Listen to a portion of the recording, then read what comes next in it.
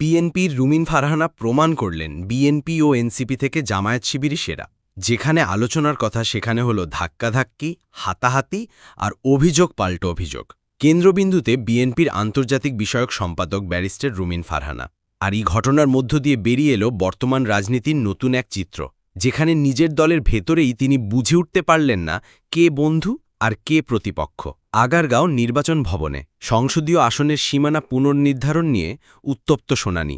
রুমিন ফারহানা বক্তব্য দিতে দাঁড়াতেই শুরু হলো বিশৃঙ্খলা, ধাক্কা, হাতাহাতি, এমনকি অভিযোগ উঠেছে তাকে প্রায় ফেলে দেওয়ার চেষ্টা করা হয়েছিল। ১৫ বছরে যেটা হয়নি আজ সেটাই হলো। আমার নিজের দলের লোকজনই আমাকে ধাক্কা দিল। রুমিন ফারহানা। রুমিন অভিযোগ তুললেন বিএনপিরই একাংশ, বিশেষ করে ব্রাহ্মণবাড়িয়া জেলা বিএনপির সভাপতি খালেদ হোসেন মাহবুবের অনুসারীরা তাকে লক্ষ্য করে উত্তেজনা ছড়ায়। কিন্তু খালেদ হোসেন বলছেন উল্টো কথা। ইউনিয়নের সীমানা কাটছাট করা হয়েছে ভুল তথ্যের ভিত্তিতে, আর বিশৃঙ্খলার জন্য দায়ী রুমিন নিজেই। শুধু বিএনপি নয়, এই ঘটনায় মুখ খুললেন জাতীয় নাগরিক পার্টি এনসিপি নেতা আতাউল্লাহ। অভিযোগ করেন রুমিন ফারহানা তাকে ধাক্কা মেরেছেন।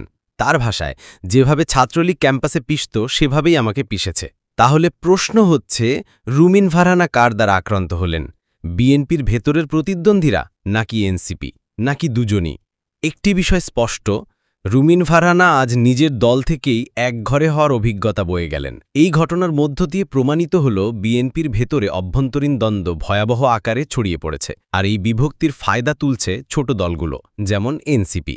তবে আরও গুরুত্বপূর্ণ হল জামাত শিবির আজকে সরাসরি না থেকেও প্রমাণ করেছে তারা এখনও মাঠে অন্যতম শক্তিশালী প্লেয়ার। কারণ বিএনপি যখন ভেতরে ভাঙছে, এনসিপি যখন দ্বন্দ্বে জড়িয়ে পড়ছে, তখন বাস্তব রাজনীতিতে সবচেয়ে সংগঠিত কাঠামো হয়ে দাঁড়িয়েছে জামাত শিবির। এটাই এখন জামাত শিবিরের মূল শক্তি হয়ে দাঁড়াচ্ছে ধীরে ধীরে। ১৫ বছরে যা হয়নি তা বিএনপি নেত্রী রুমিন ফারহানার সঙ্গে তা ঘটল।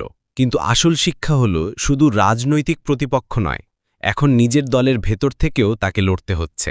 আর এই চিত্র বাংলাদেশের রাজনীতির ভবিষ্যতের জন্য কি বার্তা দেয় সেটা সময়ই বলে দেবে। আপনি কি মনে করেন? অবশ্যই কমেন্টসে আপনার মতামত জানান।